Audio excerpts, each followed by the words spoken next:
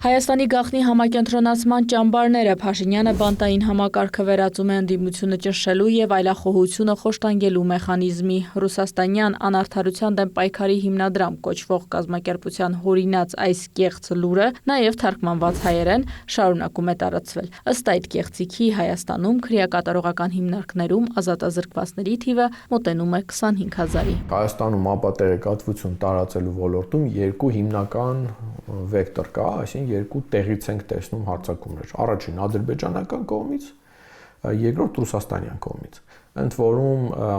ավելի շատ խոսվում է ռուսաստանյան հարձակումների մասին։ Հայաստանյան մեդիա դաշտի վրա ազդեցության առումով տեսում ենք, այսպես ասած, պասերով խախա, երբ ինչ-որ մի բան կարող է սկսվի ռուսների կողմից, շարունակվի ադրբեջանական կողմից, հակառակը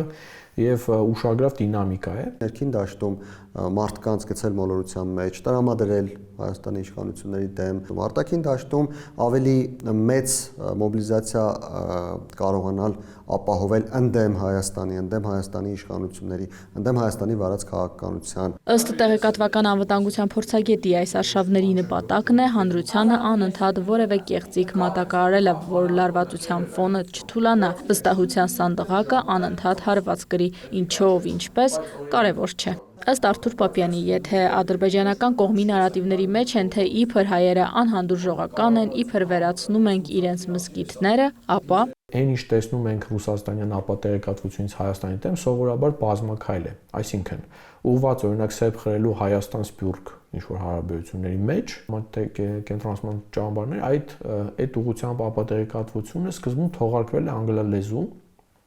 եւ ուղղված եվրոպական ինչ-որ լսարաններին, իր նպատակներից մեկը այն էր, որ եվրոպացիներին ցույց տալ, որ հայերը այդքան էլ վստահելի չեն, ինչքան թվում է, հա, եվրոպացի են ձևանում, բայց իրենց մոտ ճնշումներ են, ոստիկանական ճնշումներ, ճամբարներ եւ այլն։ Համակենտրոնացման ճամբարների մասին ծավալուն հոդվածը հրապարակվել էր նոյեմբերի 19-ին, ներկայացված փաստերը առանց ապացույցների են ու առանց հիմքերի։ Ըստ հիմնադրամի բացառիկ նյութերի 2020-2025 թվականներին Փաշինյանի քաղաքական ընդդիմության առնվազն 230 կողմնակից մահացել է Հայաստանի Հանրապետության բանտերում խոշտանգումների կամ ինքնասպանության հետևանքով։ Մինչդեռ ըստ պաշտոնական վիճակագրության նախորդ 5 տարիների ընթացքում մահացել է անազատության մեջ գտնվող 85 անձ։ Մինչ հայկական մեդիադաշտում հայտնվելը այն անգլերենով վերահրապարակվել էր WT Foreign Policy կայքում, հետո հերթը հայերեն տարածվելուն էր։ Լրատվամիջոցները այսօր իրենց բուն ֆունկցիան չեն կատարում։ Վերլուծել, տրամադրել լսարանին անհրաժեշտ բեքգրաունդ ինֆորմացիա։ Մեր մոտ ավելի շատ հիմա շատերի մոտ է ուղղված դա, որ ուղղակի վերցնենք, թարգմանենք, տարածենք, ճպասնենք, առանց խորացնենք։ Բացի մեդիաներից այն տարածեցին նաև առանձին օգտատերեր, օրինակ տարածել է ազգային ժողովրդավարական բևեռ կուսակցության խորհրդի անդամ միջազգայնագետ մեծ լսարան ունեցող Արա Պապյանը եւ թեպետ մեկնաբանությամբ փաստեր ստուգող լրագրողներից մեկը նշում է, տեղեկությունը սուտ է, տեղադրելով ստուգված է թիմի ուսումնասիրությունը, բայց այնուամենայնիվ կեղծ լուրը Արա Պապյանի էջում շարունակում է հավանումներ ու մեկնաբանություններ հավաքել։ Ինչ-որ բաներ անում են ուղղակի ռեյտինգի համար, հա, այսինքն հասկանալով, որ դա հաստատ կրակի պես տարածվելու է, եւ այս մեթոդը իրականում սոցցանցային ալգորիթմների պատճառով է, շատերը տեսնում են, որ ավելի հեշտ է մի բան թեկուզ կեղծ սենսացիոն տարածել, հետո մի հատ էլ հերքել եւ այդ երկուսի վրա, այսպես ասած, լսարան հավաքել ու գեներացնել լսարան, քան թե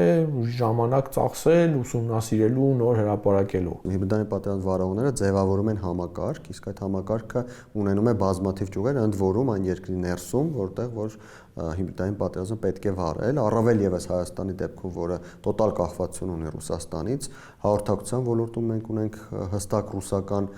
հաղորդակցական ցանցեր, որոնք գործում են Հայաստանի ներսում, ունենք հայկական հաղորդակցական ցանցեր, որոնք ֆինանսավորվում են ռուսական այլ ցանցերի կողմից։ Արագ սննդի նման արագ ինֆորմացիայի սպառման փուլում ենք։ Ինչքան շատ մարդ կարդա, այդ շատ մարդկանց մեջ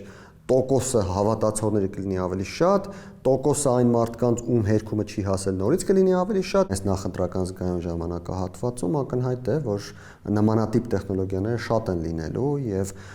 դրան դիմակայել հնարավոր է միայն ավելի շատ ճիշտ ինֆորմացիա տարածելով, ճիշտ տեղեկատվություն հասցնելով ավելի շատ մարդկանց։ Ու ինչքան լուրը անհավանական է, այնքան ավելի էմոցիոնալ ֆոնը բարձր է լինում, կարծում է Ղևոնդյանը, ինչպես պաշտպանել հասարակությանը տեղեկատվական այս զենքից, որ նաև դա չհամարվի միջամտություն ու խոսքի ազատության սահմանափակում։ օրենքով միջամտել, մեր մոտ լուրջ խնդիրներ են առաջանում, որտեղ դա կարող է խոսքի ազատության խնդիրներ դիտարկվի, մեր պարտներ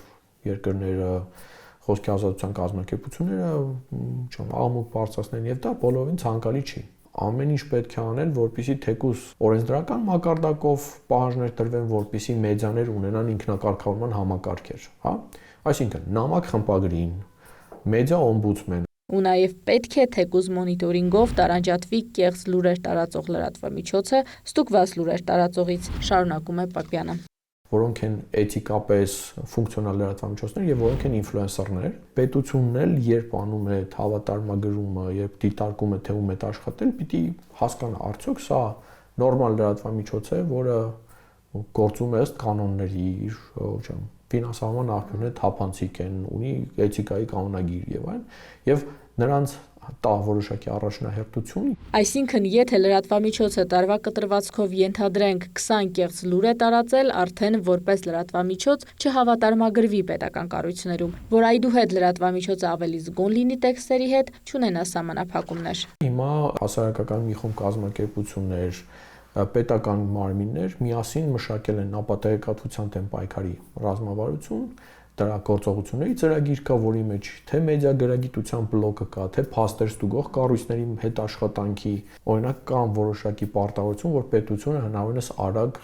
արձագանքի փաստեր ստուգողներին, Որպեսզի փաստեր ստուգողներն էլ արագ հերքումը տարածեն, չառաջանա անորոշության վակուում ու նաև հնարավոր լինի դիմել սոցիալական ցանցերի պատասխանատուներին, տարբեր կառույցների, այդ էջերի, այդ օգտատերերի, օգտահաշիվները, էջերը արգելափակեն, սահմանափակումներ կիրառեն։ Իրինամ Կրչյան, Դավիթ Մաչկալյան, լուրեր։